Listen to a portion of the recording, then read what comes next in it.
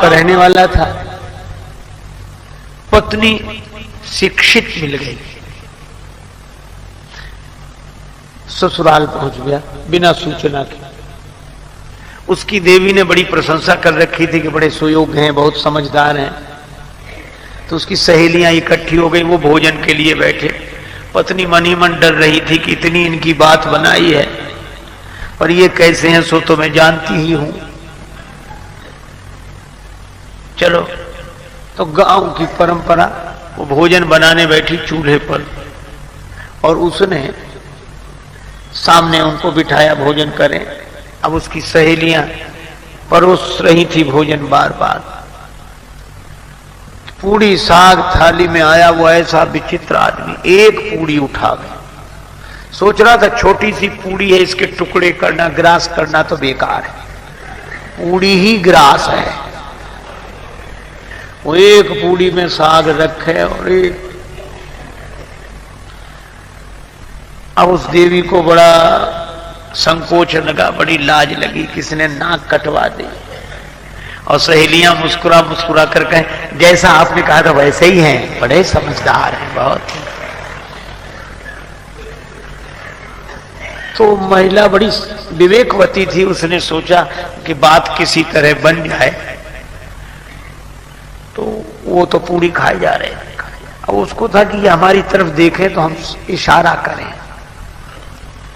तो जैसे उस उधर देखा तो उसने भोजन बनाते बनाते इशारा किया, उंगली द्वय उठाई गंवारपन पति को देख, कि एक एक पूरी के ग्रास दुई करे जा। दो उंगली उठाई कि कम से कम एक पूरी के दो टुकड़े तो करो, इतनी छोटी भी नहीं है कि तुम दो टुकड़े ही ना करो। पति ने समझा कि हमारी पत्नी पूरी सहानुभूति के साथ कह रही कि थके हुए हो, इतनी दूर से चलकर आए, एक पूड़ी में क्या होता है, दो दो। अब तो एक पूड़ी उठावे, उस पर साग रखे, दूसरी पूड़ी उसके ऊपर रखा। द्वे द्वे को चावे लागो मूढ़ जब एक साथ। तो पत्नी ने अपना माथा पीट लिया। समझाने वाले तभी माथा पीटते हैं कि समझने वाला उल्टा ही समझे। तो माथ ठोक त्रिया कहे लाज सो डरे जा। माथा पीटा कि लाज तो न कुछ तो समझ। पति ने समझा, ओ बड़ी भूल हो रही थी। पत्नी कह रही है कि ये पूड़ियां साधारण नहीं है, पूजा की पूड़ियां हैं, इन्हें पहले प्रणाम करो, माथे से लगाओ, फिर खाओ। पतिदेव समझे कि पावे के प्रथम इन पूजनीय पूरन को शीश पे धरे जा। अब तो वो दो पूड़ी और साग फिर माथे से लगाओ, फिर खाए। तो पत्नी ने अवसर देखा तो पति को समझाने के लिए चूल्हे से बोली। एक लकड़ी लगाई, अग्नि प्रज्वलित की और बोल उठी रोष भरी चूल्हे से चतुर नारी। और चतुर नारी ने यही कहा कि अरे चूल्हे, जैसो जरे आयो प्रथम तैसो ही जरे जा। इससे तो तू पहले ही अच्छा था, जैसा जल रहा था वैसे ही जलता रहे। समझाने से तो और उल्टा हो गया। कई बार लोग उल्टा ही समझते हैं। क्यों? अच्छा, यह तो एक ग्रामीण की बात हुई कि बेचारा ना समझ था। एक समझदार की बात सुनो। रावण से बड़ा विद्वान तो कोई हो नहीं सकता। 10 गुनी बौद्धिक प्रतिभा है जिसके 10 सिर हैं। उसको उसकी सहधर्मणी मंदोदरी समझाई। मंदोदरी ने कहा कि श्री राम को साधारण मत समझो, वे विराट ब्रह्म है। पद पाताल शीस अजधामा, जिनके चरण पाताल हैं, सिर ब्रह्मलोक है, वे विराट हैं। और राम जी की महिमा गाई, मंदोदरी ने समझाई। तो रावण मुस्कुराने लगा। तो मंदोदरी खुश हुई कि चलो समझ आए। श्रोता अगर प्रसन्न हो जाए तो लगता है कि हमारी बात समझ रहे हैं। रावण बहुत मुस्कुराए, बहुत खुश हो, तो मंदोदरी भी समझाती गई। अंत में कहा कि अब तो समझ गए आप, ऐसा लगता है। रावण ने कहा हम नहीं समझे, हम जैसा विद्वान नहीं समझेगा तो और कौन समझेगा। तो क्या समझे आप? रावण बोला तुम्हारी बात बड़ी गूढ़ है, गूढ़तम तो बत कही गूढ़ मृग लोचन। मंदोदरी ने कहा कि चलो महत्व समझा इसने। तो गूढ़ रहस्य क्या समझे आप? रावण बोला नहीं, है समझा कि हे देवी तूने नाम तो राम का लिया है और महिमा हमारी गाय है, ये समझ। और आशा करती हूँ कि मनोरंजन भी आपका हुआ होगा। हास्य कथा हमारे जीवन में बहुत ही महत्वपूर्ण है, क्योंकि हम अपने दैनिक दिनचर्या में भूल जाते हैं और हंसना भूल जाते हैं। इसलिए हमें जो कि बहुत सारी बीमारियां और डिप्रेशन आदि का शिकार हम हो जाते हैं। तो इसलिए हास्य कथा हमारे जीवन में बहुत ही ज़रूरी है। और श्री राजेश्वरानंद जी महाराज की हास्य कथाएँ जो कि बहुत ही प्रचलित हैं और फेमस हैं, जिनको लोग अक्सर सुनते हैं और पसंद भी करते हैं, हम उसी को ज़्यादातर प्रसारित करते हैं ताकि आपके मनोरंजन के साथ साथ आपको ज्ञान का भी मार्ग मिलता रहे, या फिर ज्ञान की अनुभूति, क्या कहते हैं हमारे जीवन में जो ज़रूरी है, जो चीज़ें ज़रूरी हैं उनका भी प्रभाव बढ़ता रहे। तो हास्य कथाओं के साथ साथ हम अपने जीवन में भी सुधार ला सकें या अपने जीवन को अच्छा से अच्छा बना सकें, या फिर दूसरों को भी हम अपने उन हास्य कथाओं के माध्यम से मोटिवेट करते रहें कि उनमें भी एक सीख या शिक्षा मिलती रहती है। तो हास्य कथा हमारे जीवन में बहुत ही ज़रूरी है। आप लोग इस तरह से सुनते रहिए। आपका बहुत बहुत धन्यवाद है, आपने इसे पसंद किया और लाइक किया। इस क्रम में हम रामचरितमानस का पाठ भी करते हैं। तो आइए आज हम रामचरितमानस के पाठ का अगले क्रम में चलते हैं। ओम जय श्री राम, जय हनुमंत लाल की जय। जय श्री राम।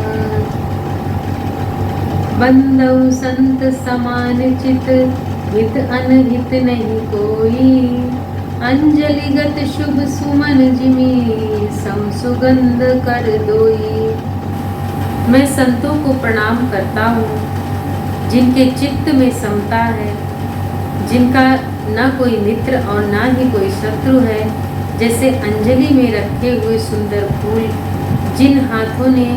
जिस हाथों ने फूलों को तोड़ा और जिसने उनको रखा है, उन दोनों की हथेलियों को समान रूप से सुगंधित करते हैं, वैसे ही संत शत्रु और मित्र दोनों का समान रूप से कल्याण करते हैं। संत सरल चित जगत हित, जानि सुभाव सनेहु। बाल विनय सुनी करि कृपा, राम चरण रति देहु। संत सरल हृदय और जगत के हितकारी होते हैं। उनके ऐसे स्वभाव और स्नेह को जानकर मैं विनय करता हूँ। मेरी इस बाल विनय को सुनकर मुझ पर कृपा करें करके श्री राम जी के चरणों में मुझे प्रीति दे। बहुरी बंदे खल गन सति भाई, जे बिनु काज दाहीने हुबाए। परहित हानि लाभ जिनके रे, उजरे हरस विषाद बसेरे।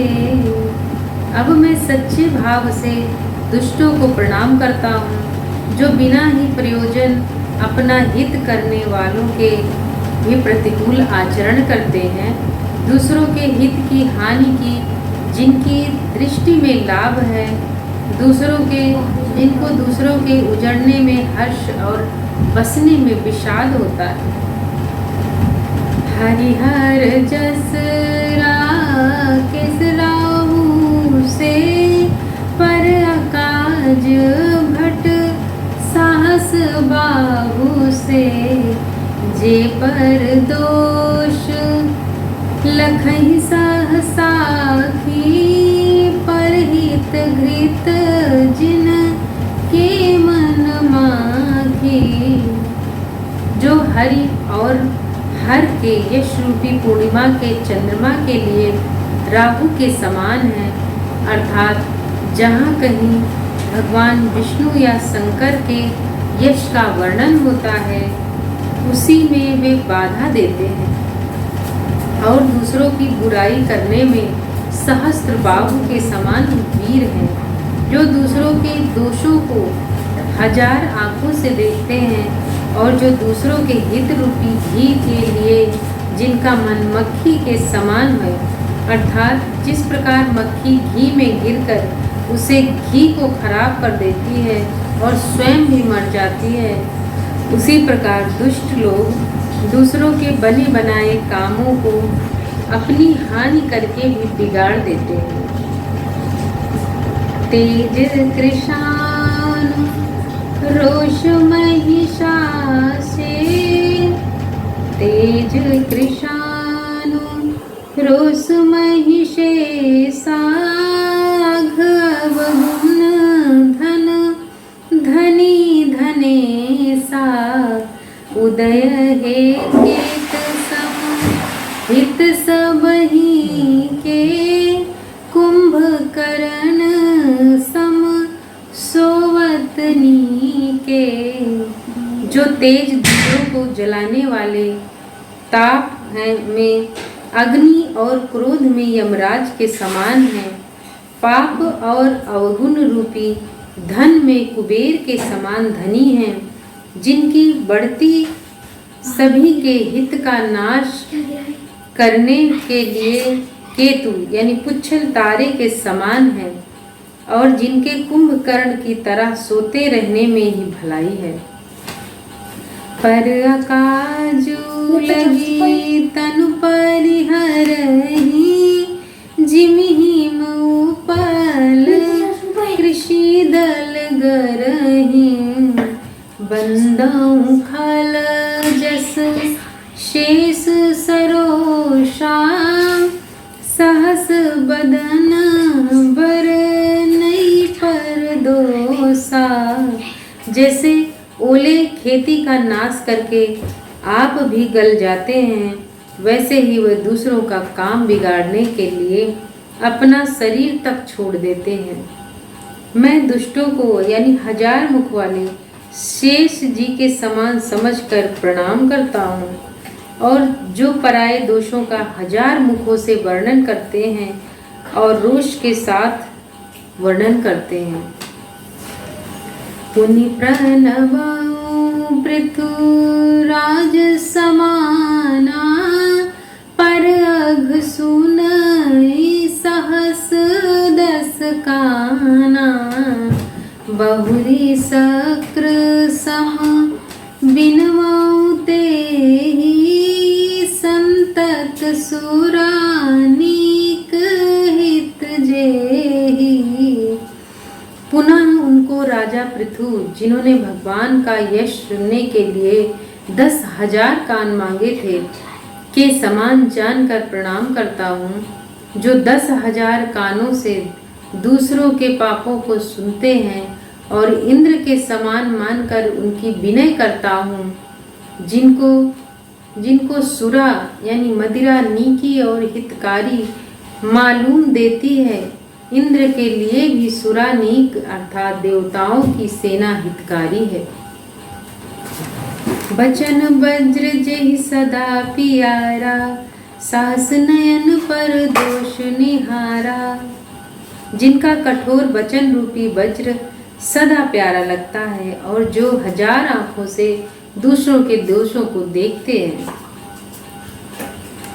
उदासीन अरिमीत हित सुनत जरहि खल रीति जानि पानी जुग जोरि जन बिनती करई सप्रीति। दुष्टों की यह रीति है कि वे उदासीन शत्रु अथवा मित्र किसी का भी हित सुनकर जलते हैं और जानकर दोनों हाथ जोड़कर यह जन प्रेम पूर्वक उनसे विनय करता है।